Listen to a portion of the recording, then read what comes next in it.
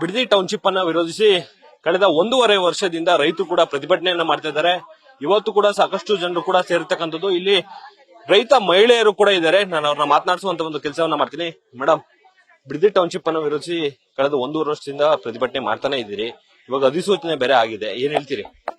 Sir, ಅವ್ರಿಗೆ ನಾವು ಕೂಗೋದವ್ರ ಕಣ್ಣಿಗೆ ಕಿವಿಗೆ ಏನು ಕೇಳಿಸ್ತಿಲ್ಲ. ಯಾಕಂದ್ರೆ ಇಷ್ಟೊಂದ್ ಜನ ನಾವು ಇಷ್ಟು ದಿನ ಆದ್ರೂ 450 ಚಿಲ್ಡ್ರೆ ಆಯ್ತು, ಆದ್ರೂ ನಾವು ಬಡ್ಕೋತಾನೆ ಇದೀವಿ. ನಾನ್ ಮಾಡೋದ್ ಮಾಡ್ತೀನಿ, ನೀವ್ ಮಾಡೋದ್ ಮಾಡಿ ಅಂತ ಹೇಳ್ತಿದ್ದಾರೆ. ಅವ್ರಿಗೆ ನಾನು ಇಷ್ಟೇ ಒಂದ್ ಕ್ವಶನ್ ಕೇಳ್ಬೇಕು.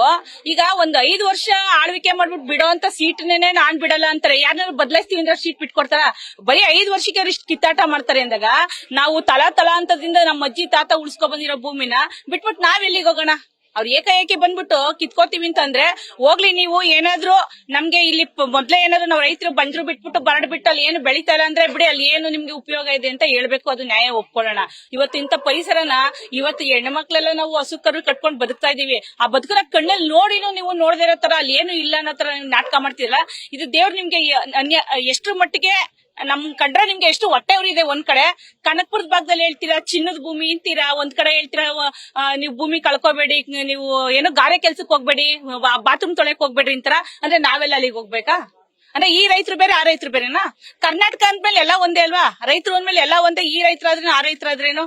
ಯಾರಾದ್ರೂ ಮುಂದಕ್ಕೆ ಹೋಯ್ತಾರೆ ಅಂದ್ರೆ ಹೆಣ್ಮಕ್ಳಿಗೆ ಅದ್ ಹೆಂಗ್ ಹೋಯ್ತೀರಾ, ಹೆಂಗ್ ಮಾಡ್ತೀರಾ ಅಂತ ಹೇಳ್ತೀರಾ. ನಿಮ್ ಸರ್ಕಾರಕ್ಕೆ ಏನಾದ್ರು ನಿಜವಾಗ್ಲೂ ನ್ಯಾಯದ ಪರವಾಗಿ ಕೆಲಸ ಮಾಡ್ಬೇಕು ಅನ್ನೋದು ಕಣ್ಣೇ ಇಲ್ವಾ? ದೇವ್ರು ನಿಮ್ಗೆ ಕೊಡ್ಲೇ ಇಲ್ವಾ? ಆದ್ರೆ ಒಂದ್ ಹೇಳ್ತೀನಿ, ನೀವ್ ಎಷ್ಟೇ 1000 ಎಕರೆ ಆಸ್ತಿ ಮಾಡ್ಕೊಂಡಿದ್ರು ಕೊನೆಗೆ 3 ಅಡಿ 6 ಅಡಿಗೆ ಬೇಕಾಗಿರೋದು ಜಾಗ. 1000 ಎಕರೆ ಮಾಡಿದ ತಕ್ಷಣ ನಿಮ್ನ 1000 ಎಕರೆಗೆ ಒಂದೊಂದ್ ಪೀಸ್ ತಗೊಂಡ್ ಮಡಬಿಡಲ್ರು ನಿಮ್ನ ಸತ್ತಾಗ.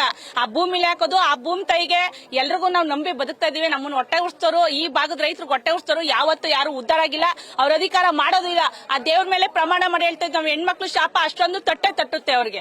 ಇಷ್ಟೇ ಸರ್. ಮೇಡಮ್, ಈಗ ಸಾಕಷ್ಟು ಜನರು ಕೂಡ ಇಲ್ಲಿಗೆ ಬರ್ತಾರೆ, ಹೋರಾಟಕ್ಕೆ ನಿಮ್ಗೆಲ್ಲ ಬೆಂಬಲನ ಕೊಡ್ತಾ ಇದಾರೆ. ಆದ್ರೂ ಕೂಡ ಈ ಒಂದು ಭೂಮಿನ ಈಗಾಗಲೇ ಟೌನ್ಶಿಪ್ ಮಾಡ್ಲಿಕ್ಕೆ ಎಲ್ಲಾ ರೀತಿಯ ಸಿದ್ಧತೆಗಳನ್ನ ನಡೆಸ್ಕೊಂಡಿದ್ದಾರೆ. ಏನ್ ಹೇಳ್ತೀರಿ?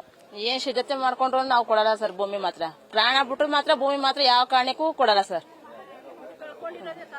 ಮೇಡಮ್, ನಿಮ್ಮ ಹೋರಾಟ ಹೇಗಿರುತ್ತೆ? ಈಗಾಗಲೇ ಅಧಿಸೂಚನೆ ಹೊರಡಿಸಿರೋದ್ರಿಂದ ತೀವ್ರವಾಗ್ತಿದೆ ಅನ್ನೋ ಒಂದು ಚರ್ಚೆ ಶುರುವಾಗಿರ್ತಕ್ಕಂಥ ಪ್ರಾಥಮಿಕ ಅಧಿಸೂಚನೆ ಹೊರಡಿಸಿದಾಗೆ ನಾವು ಉಪವಾಸ ಸತ್ಯಾಗ್ರಹ, ಮಹಿಳಾ ಸಮಾವೇಶ, ಮತ್ತೆ ಬೀದಿಲಿ ಕುತ್ಕೊಂಡು ಮೇಣದ ಬತ್ತಿ ಹಚ್ಚಿಸ್ಕೊಂಡು ಅಹೋರಾತ್ರಿ ಧರಣಿ ಮಾಡಿದ್ದೀವಿ. ಮತ್ತೆ ಒನಕೆ ಚಳವಳಿ ಮಾಡಿದ್ದೀವಿ.